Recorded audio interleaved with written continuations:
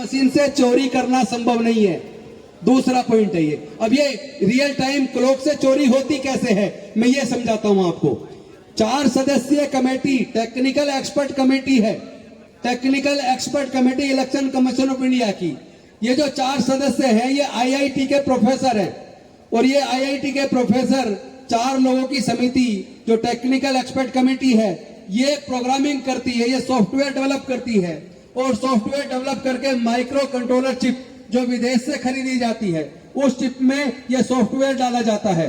अगर सॉफ्टवेयर में ही बनाते वक्त ये प्रोग्रामिंग कर दी जाए कि अगर 50% वोट ये फला पार्टी को स्वैप करके चली जाए, यानी आप डाल रहे हाथी पे, आप डाल रहे साइकिल पे, आप डाल रहे हाथ पे या आप डाल रहे झाड़ू पे, तो आपका वोट ऑटोमेटिक तरीके से स्वैप करके बीजेपी के खाते में चला जाए। ये होगा कैसे? अगर ये प्रोग्रामिंग ये टेक्निकल कमेटी के एक्सपर्ट मेंबर अगर ये सॉफ्टवेयर बनाते हैं तो उसमें ये प्रोग्रामिंग कर दे, उसमें ये कोडिंग कर दे, तो उसकी कोडिंग का तो उन्हीं के हाथ में है।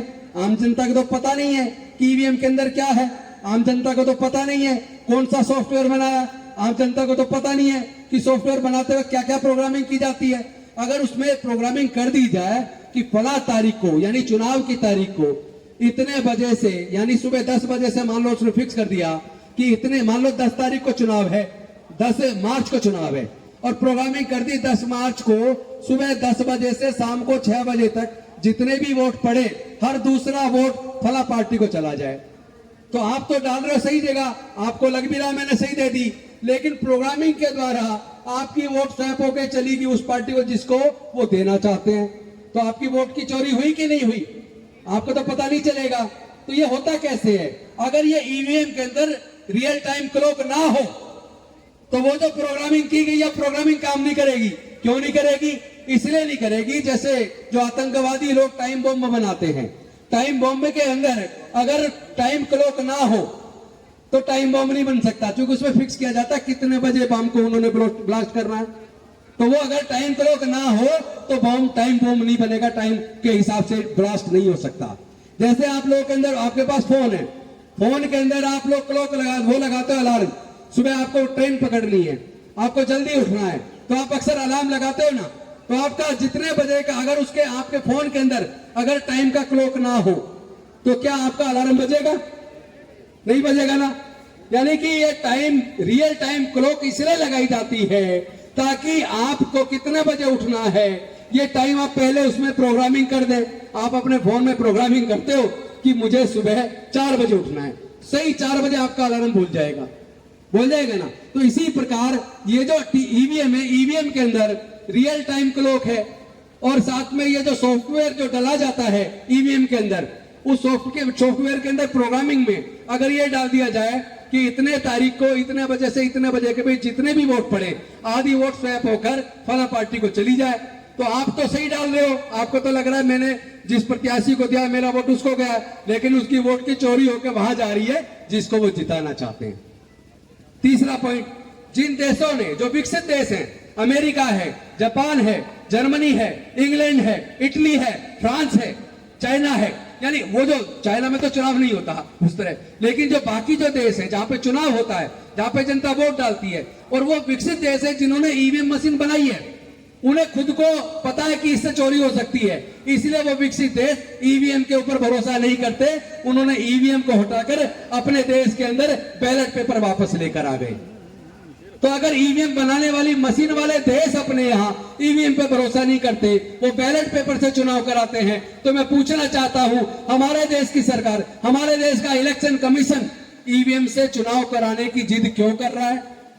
मैं आपसे पूछना चाहता हूं, क्या आपको ईवीएम पे भरोसा है? नहीं है। तो आप चाहते हो बैलेट पेपर वापस आए? तो भाई जब जनता चाहती है कि बैलेट पेपर वापस आए, जब वोटर को आपके ईवीएम पे भरोसा नहीं है, वोटर चाहता है कि बैलेट पेपर वापस आए, तो मैं पूछना चाहता हूं इलेक्शन कमीशन है कौन जो इस जिद पर अड़ा है कि वो केवल ईवीएम से चुनाव कराएगा? पहली बात तो एक चीज समझ लो कि देश में संविधान का शासन है और इस संविधान के शासन में चाहे राष्ट्रपति हो, चाहे प्रधानमंत्री हो, चाहे एमएलए हो, चाहे एमपी हो, चाहे मंत्री हो, चाहे इलेक्शन कमीशन हो, चाहे सुप्रीम कोर्ट हो, सब लोग पब्लिक सर्वेंट हैं, यानी संविधान के द्वारा उनको जो जिम्मेदारी दी है जनता की सेवा की दी है। संविधान कहता है इलेक्शन कमीशन का गठन इसलिए कर रहे हैं ताकि फ्री, फेयर और ट्रांसपेरेंट चुनाव करवाए।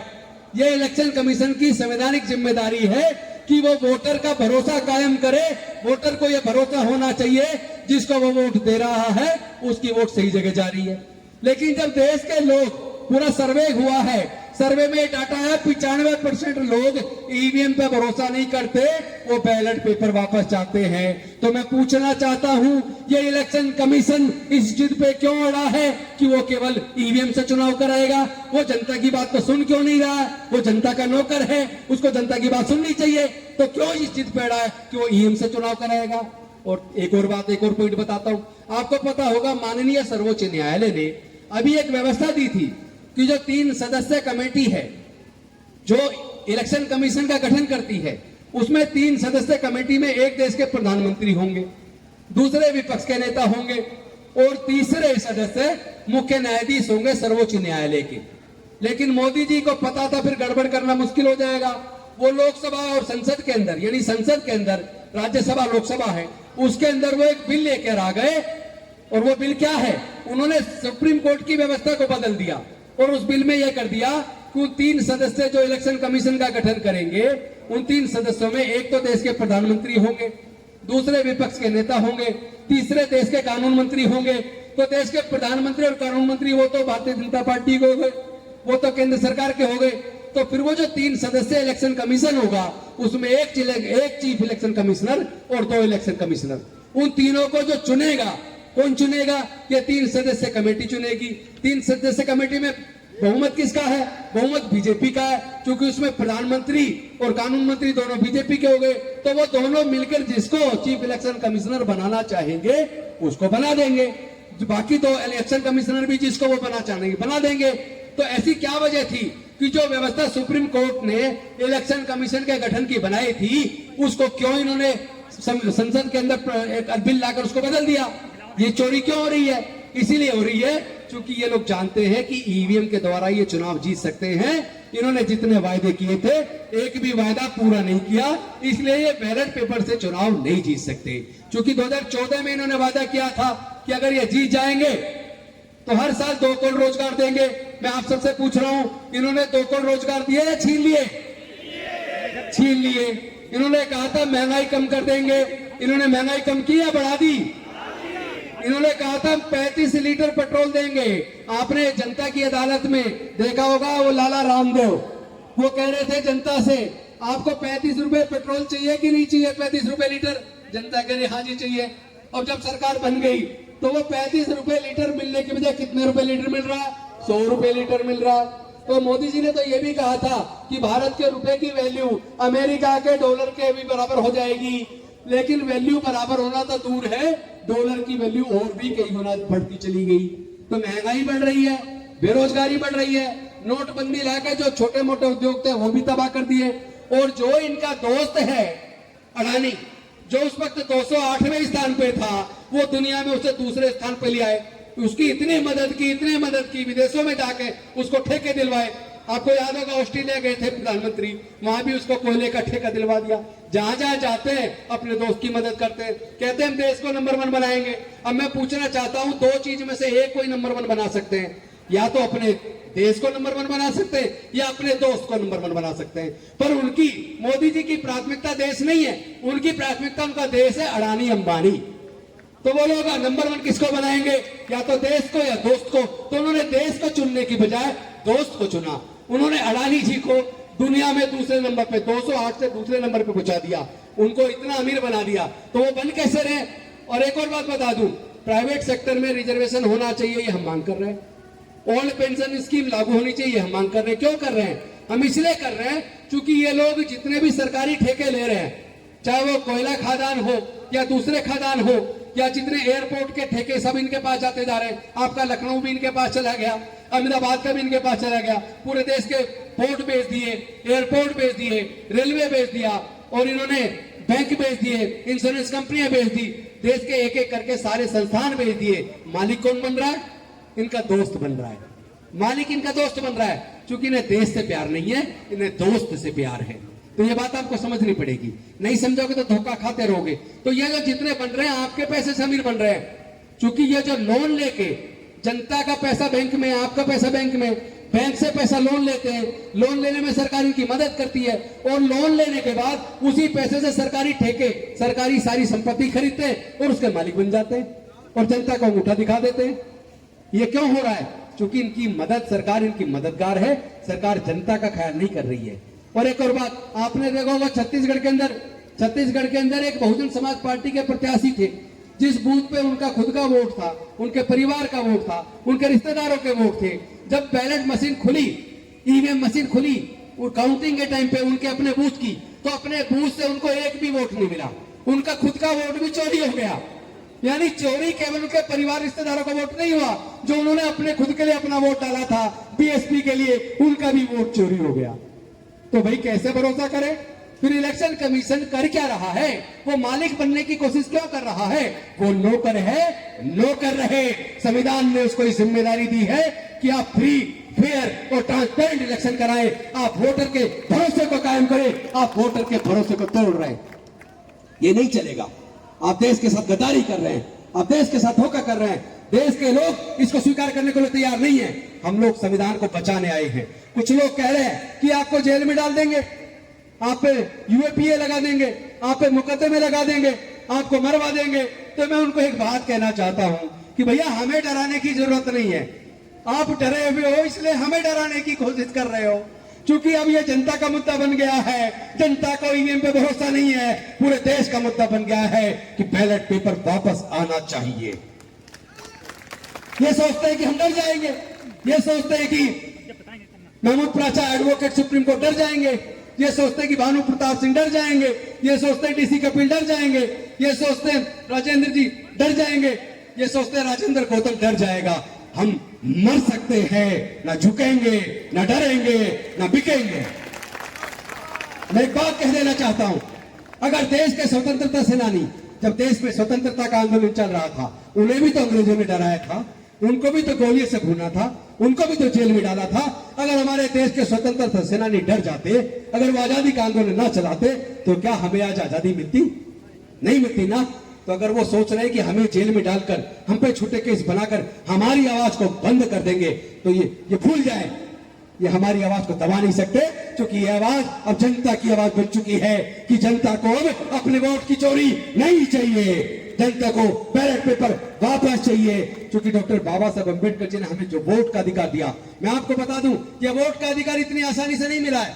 जब भारत आजाद होने वाला था, संसद संवैधानिक सभा के अंदर इस बात पे चर्चा चल रही थी कि अब अंग्रेज जाने वाले हैं, वोट का अधिकार किसको मिलना चाहिए। तो आपको जान के ताजुब होगा, संविधान सभा के ज्यादातर सदस्य वोट का अधिकार केवल बड़े पूंजीपतियों को जो इनकम टैक्स पे करते हैं उनको देना चाहते थे, या जो ग्रेजुएट हैं उनको देना चाहते थे, या जो बड़े जमींदार हैं उनको देना चाहते थे। तो देश के अंदर जो दलित, पिछड़े, आदिवासी थे या महिलाएं थी, उनको मनुस्मृति में पढ़ने का अधिकार नहीं था, उनको व्यापार करने का अधिकार नहीं था, उनको संपत्ति का अधिकार नहीं था। तो जब पढ़ने का अधिकार ही नहीं था तो ग्रेजुएट कैसे बनते?